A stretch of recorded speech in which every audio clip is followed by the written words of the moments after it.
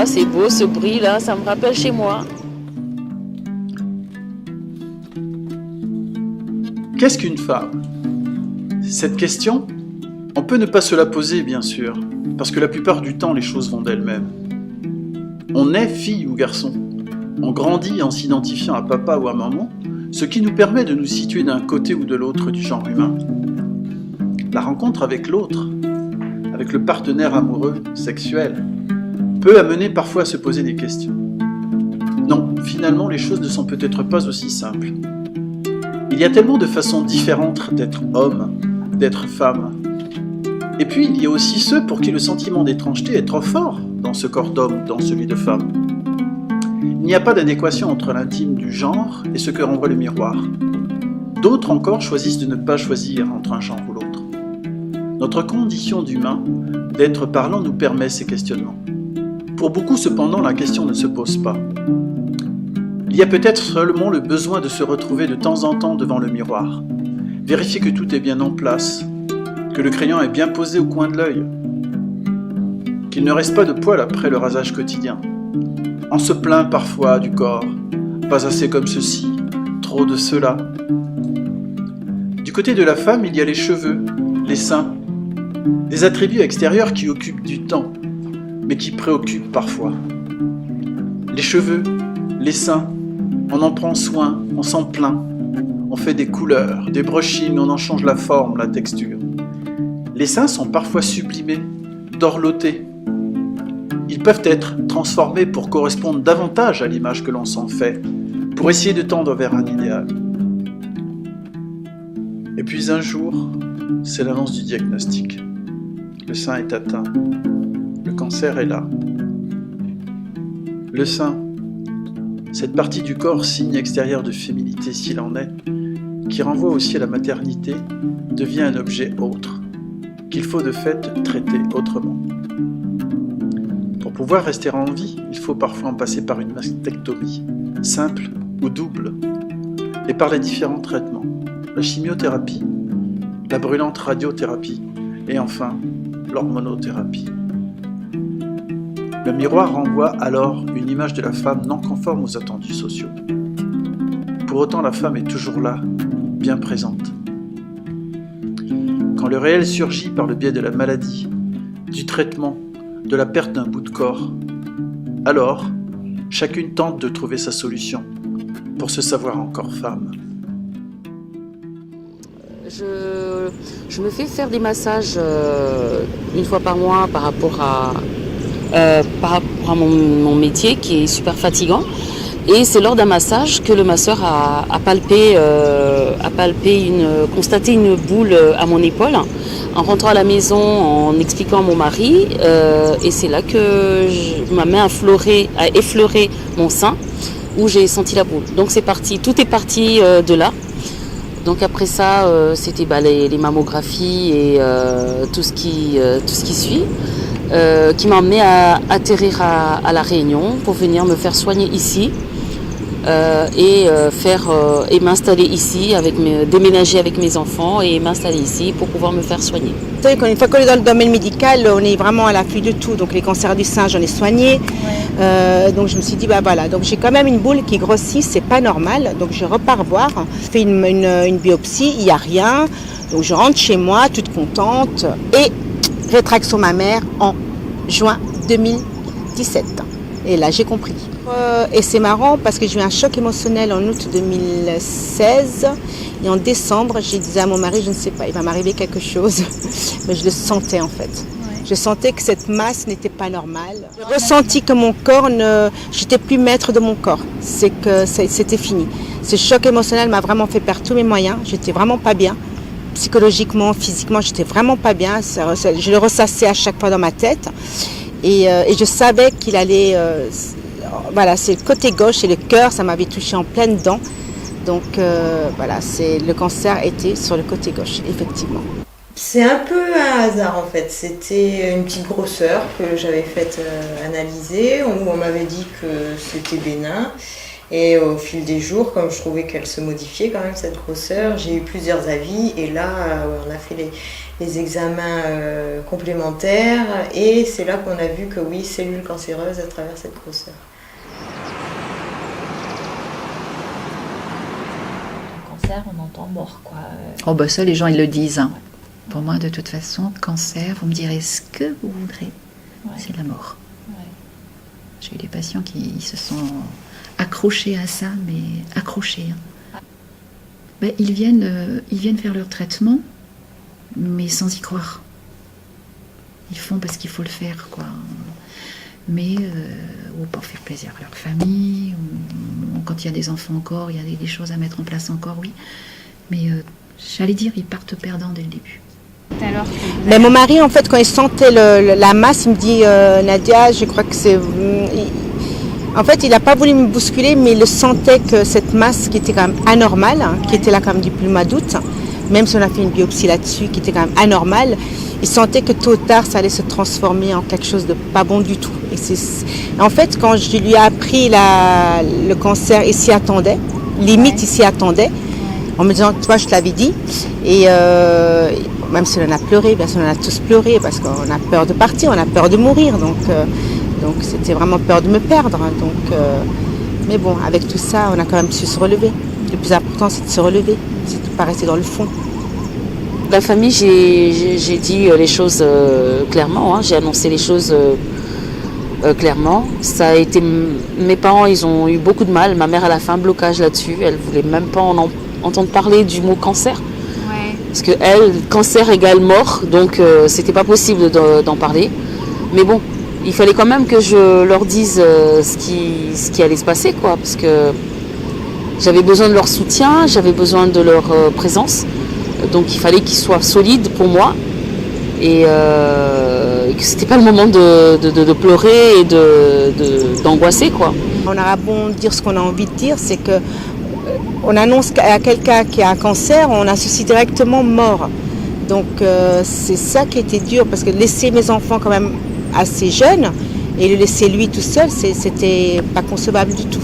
Déjà le mot cancer en lui-même est effroyable et fait peur, et donc du coup oui, mal, et d'autant plus mal que je sortais d'un cancer de la thyroïde, donc le premier cancer, déjà je croyais pas m'en sortir, et quand j'ai réussi, c'était une super victoire, mais la deuxième annonce, pour moi c'était trop, et là j'étais beaucoup moins sûre de moi. C'est le ciel qui nous tombe sur la tête, on ne sait pas par où commencer, on ne sait pas par où, comment ça va se passer, c'est beaucoup de questions, beaucoup de peur, peur de la mort, on pense tout de suite à la mort, bien sûr, hein. Et puis beaucoup d'angoisse aussi, et énormément d'interrogations. Donc on se met sur Internet, hein, la chose qu'il ne faut pas faire, on commence à regarder Internet, on commence à se faire peur tout seul, parce que bon, il y a plein de choses qui sont dites sur Internet, donc mais c'est vrai que le temps d'avoir les bonnes réponses à nos questions et d'avoir de calmer nos angoisses, il y a quand même un moment où vraiment on vit avec la peur, quoi. On vit vraiment avec la peur. C'est vraiment un sentiment de peur, moi, que j'avais peur. Peur des changements que ça allait avoir sur moi, physiquement. Donc ça me travaillait beaucoup. Ouais. La femme se fait guerrière, telle l'Amazone des temps anciens, qui savait se situer à toutes les places. Se battre. Il faut se battre. Ces signifiants sont ceux que l'on entend le plus souvent de la part de celles qui ont choisi la vie alors que le réel de la mort apparaît sans aucun masque. Faire quelque chose pour tenter de supplanter l'angoisse qui surgit devant l'obscénité du réel sans voile. Ces femmes tirent leur force de leur rapport à l'autre, incarné par des autres qui les entourent, comme autant de petits bouts de miroir rassurants. Devant la solitude abyssale à laquelle renvoie la mort, la présence d'un autre tient parmi les vivants. Pour celles qui sont aussi des mères, c'est ce qui vient sur le devant de la scène pour tenter de supplanter la mort. En tant que mère, je n'ai pas le droit de mourir, pourrait-on entendre. La femme disparaît un temps pour se raccrocher du côté de la maternité, comme si être mère permettait un temps de faire la nique à la maladie, car ce côté-là du sujet n'est pas touché. Le jeu des semblants peut alors plus facilement se poursuivre. On se raccroche à la routine qui devient précieuse et vitale, car elle permet de se maintenir dans le lien social, de continuer à être avec tous les autres, faire comme si cette effraction du réel de la mort n'était pas si proche.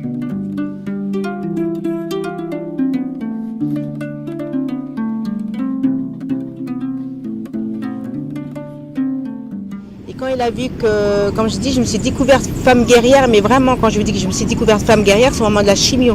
Ça veut dire qu'on se dit, malgré les nausées, malgré les pertes d'appétit, ben, on arrive toujours à surmonter, on a toujours surmonté. Donc, on perd un sein, hop, on passe sur le cran dessus, on se relève. On perd les cheveux, c'est pas grave, on se relève. On perd les cils et les sourcils, c'est pas grave, on se relève. À chaque fois, je dis, mais je pensais pas que j'aurais été capable de faire tout ça, en fait. Voilà, je me suis dit, depuis que je suis malade, que chaque jour, c'est mon dernier jour. Donc voilà, chaque jour, c'est mon dernier jour. Et donc voilà, donc j'en profite pleinement. Et le fait de d'écrire, ça me permet d'extérieur. Et tu écris une fiction? Non, j'écris ma biographie. Bon, nous, on se dit, en fait, je voulais laisser des écrits à mes enfants. Le but, c'est au départ, parce que je pensais que j'allais vraiment mourir, je me suis dit, le but, c'est de leur laisser des écrits. Donc je suis partie dans ce principe, c'est de leur laisser des écrits. Mais en fait, je me suis rendu compte que j'aimais ça et voilà. Donc, ça m'a plu d'écrire, ça m'a plu surtout de vider ce que j'ai en moi en fait, mes émotions, mes colères, mes peurs. Et j'ai réussi, c'était une super victoire, mais la deuxième annonce, pour moi, c'était trop. Et là, j'étais beaucoup moins sûre de moi. Ouais, beaucoup moins sûre. Et puis après, on trouve la force et puis la motivation. Et oui, par rapport à cette maladie, j'ai décuplé, on va dire, mon caractère de battante et on se sent puissant.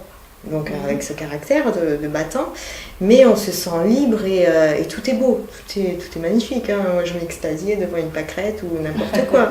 Et donc de temps en temps, quand on a des galères dans la vie et tout ça, je me force à revenir dans cet état d'esprit parce que c'est tellement agréable et tellement bon de profiter de n'importe quel instant que c'est que quand on est face à la mort qu'on se rend compte de la chance qu'on a finalement de profiter de tout ça.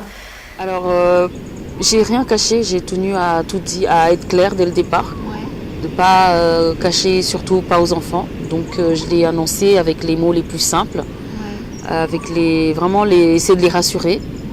Donc, j'ai pas tout de suite dit que c'était un cancer, j'ai juste dit que c'était un kyste et qu'on allait m'opérer pour les enfants, je parle, qu'on allait enlever et que j'allais me faire opérer à La Réunion et que maman allait rentrer et que voilà, que ça allait. Que ça c'était pas très grave parce que c'était le cas. Moi on m'avait dit que j'allais pas avoir de chimio, mais ils ont découvert que les ganglions sentinelles étaient touchés après l'opération quoi. Du coup ils ont programmé les 12 chimios. Donc voilà, j'ai vraiment dit ça d'une manière très simple aux enfants et par contre à la famille j'ai dit les choses clairement, j'ai annoncé les choses clairement. Moi, j'ai eu des cas comme ça de dames qui n'ont pas dit un mot à leur entourage et qui ont voulu vraiment assumer. Et ah oui, ce qui revient aussi souvent, c'est qu'elles ne veulent pas attirer la pitié des gens. Elles ne veulent pas faire pitié. Elles ne veulent pas qu'on leur dise « Oh là là, elle a un cancer, donc voilà, elle fait pitié. » quoi. C'est ça. Et rester forte, quoi. Oui, voilà, rester forte, rester digne. Voilà, c'est souvent ce qui ressort dans ce combat-là. Mais très vite, donc j'ai eu, comme je te dis, 2 ou 3 jours où j'étais mal, où je me disais j'ai pas envie de lutter, je m'en fous. Hein. Et le reste de suite après, donc une période en me disant mais si je le fais pas, si je lutte pas, c'est pas les parents, c'est pas la famille, c'est personne qui va lutter à ta place. T'es pas irremplaçable aussi en soi, mais voilà, si t'as pas envie de laisser ta fille, ben bats-toi parce que tu peux y arriver quoi. C'est plus ce côté maternel qui m'a poussée à faire ça. J'aurais pas eu de fille, je pense que j'aurais pas bataillé, c'est vrai. Parce que, bon si, pour mon compagnon, mais c'était... d'un autre côté, je pouvais pas l'imposer de vivre avec quelqu'un qui est malade ou qui va traîner cette maladie pendant plusieurs années. Donc je m'étais dit, Si t'es plus là, ben, il trouvera quelqu'un d'autre, hein, t'es pas... Voilà, donc... mais ma fille, c'était différent, on retrouve pas une maman comme ça. Ou voilà, des parents, c'est sacré, donc pour moi, ouais, c'était inconcevable. L'image est un repère.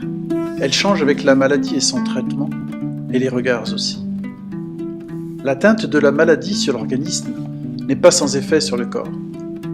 Et il faut maintenant composer avec ce que renvoie le miroir. Les cheveux sont des bouts du corps qui tombent. Cette chute provoque parfois des angoisses, et certaines choisissent d'éviter ce réel en allant chez le coiffeur pour se faire raser la tête, sans attendre. On associe très souvent une dimension charnelle et érotique à la chevelure de la femme. Les cheveux chez la femme participent de ce petit truc en plus, difficilement saisissable, contribuant aussi à l'expression d'une certaine sensualité féminine. L'objet qui était précieux devient déchet une fois détaché du corps. Les perdre n'est pas sans effet, car ils participent à ces jeux de mascarade, de semblant, relevant de la transmission d'une certaine forme d'idéal à partir des identifications.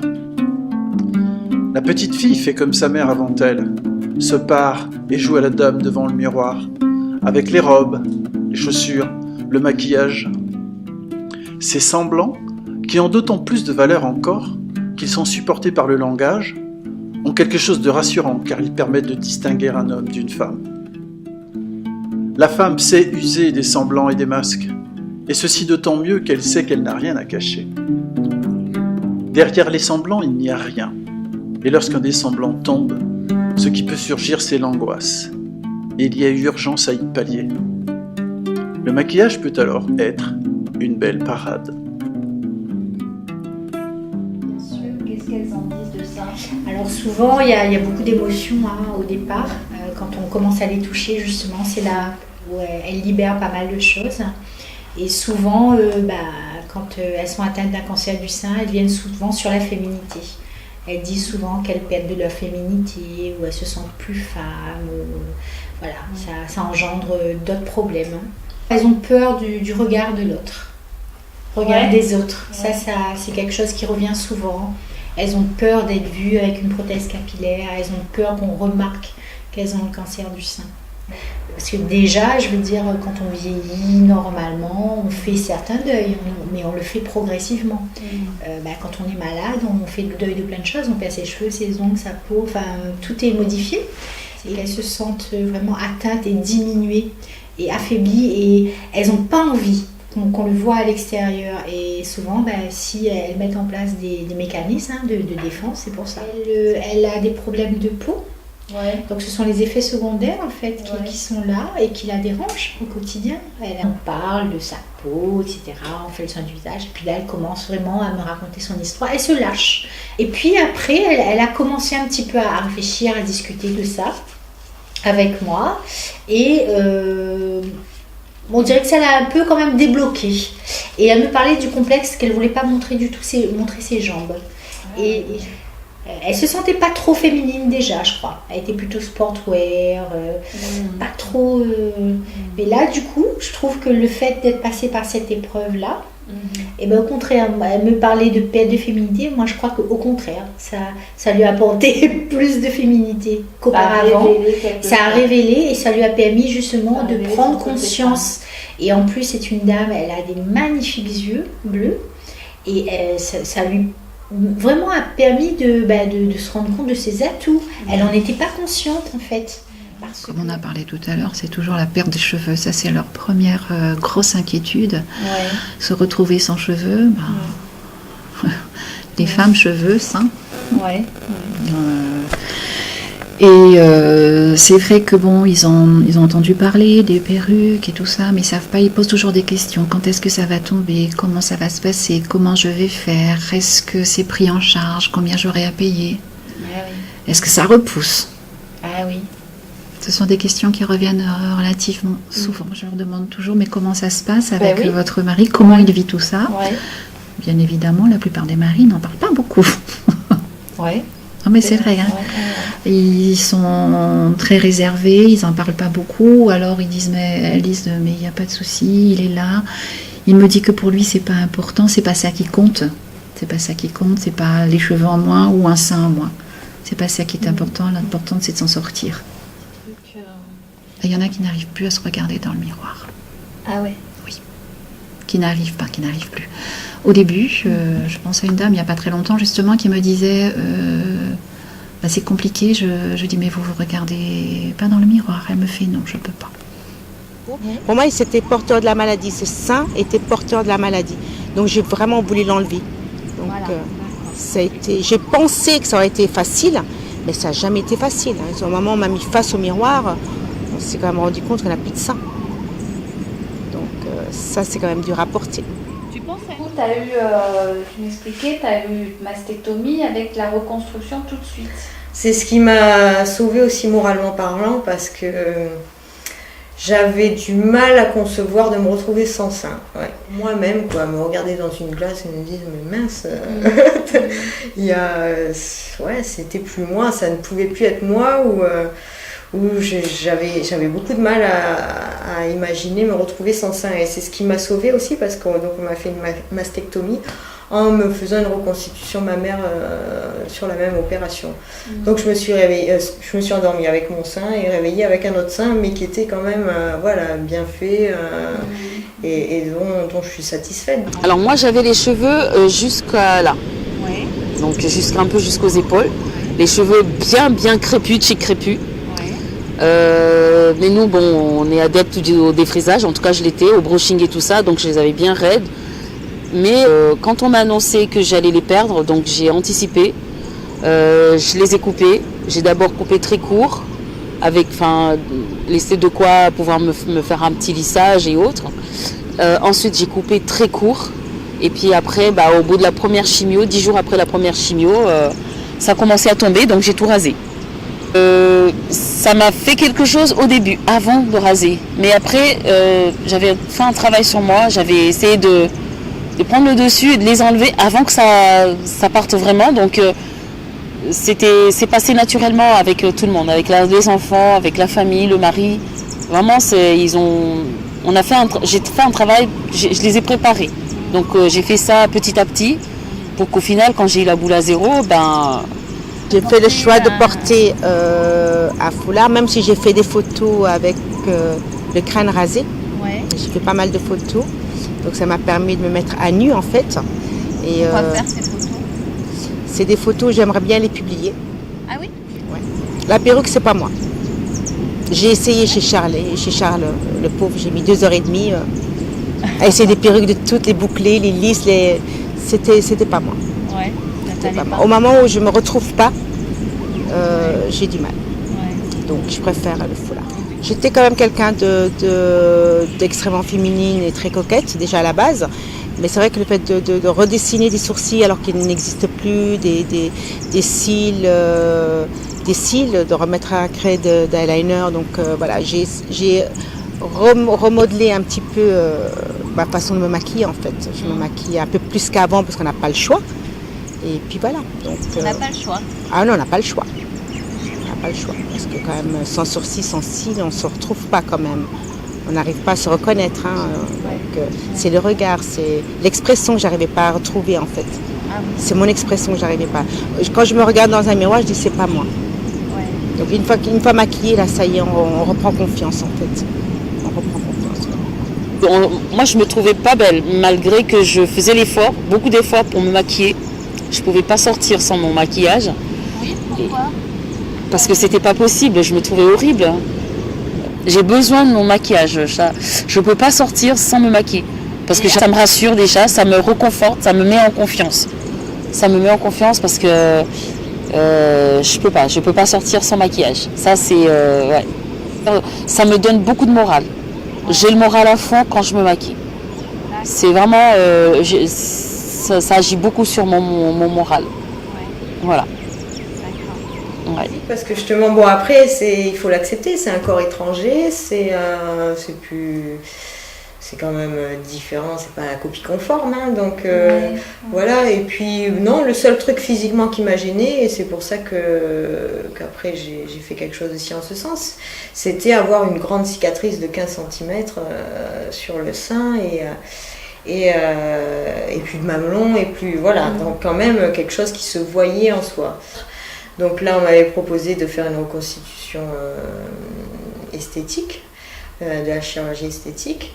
Et puis je me suis dit non, autant être différente, autant faire un autre truc. Donc du coup, voilà, j'ai fait un tatouage par-dessus.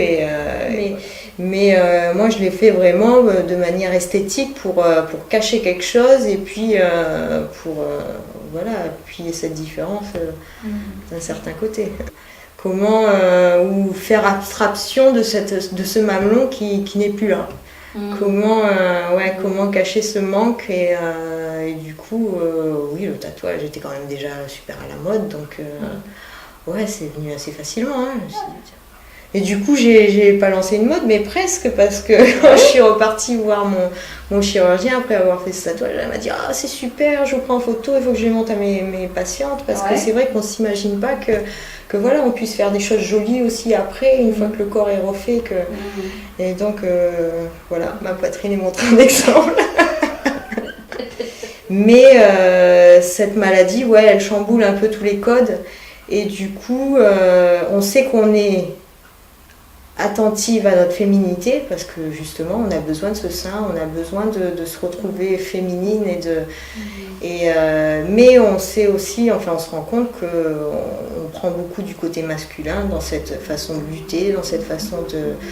On avance en bulldozer, quoi, parce que c'est nécessaire, sinon on se fait rattraper par la mort, hein, c'est tout.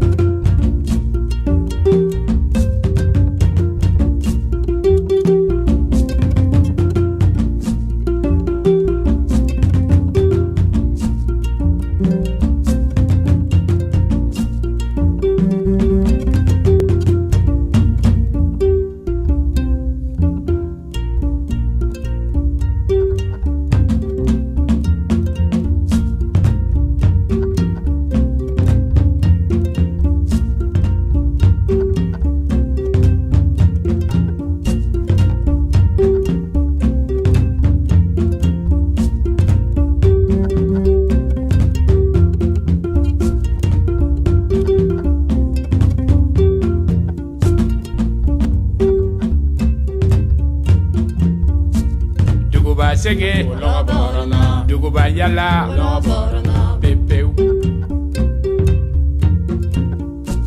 Duguba Segi Duguba Yala Pepeu Kuma Jama Wariko Kuma Peu Duguba Segi Duguba Yala Peu Duguba Sege Duguba Yala Kabako